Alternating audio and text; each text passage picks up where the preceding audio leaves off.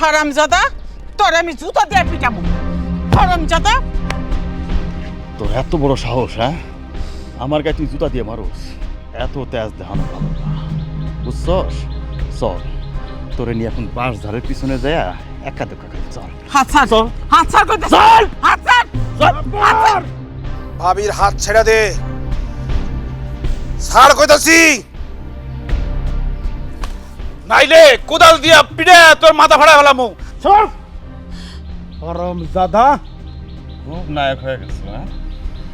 ভাবির জন্য অনেক দরদ, হ্যাঁ? অনেক দরদ। দেখো, এর ফল ভালো হবে না, আমি তোরে দেখ। আরে যা, তুই আমার কিচ্ছু করতে পারবি না। তোর এই অপরাধের শাস্তি তোর পাইতে হইব।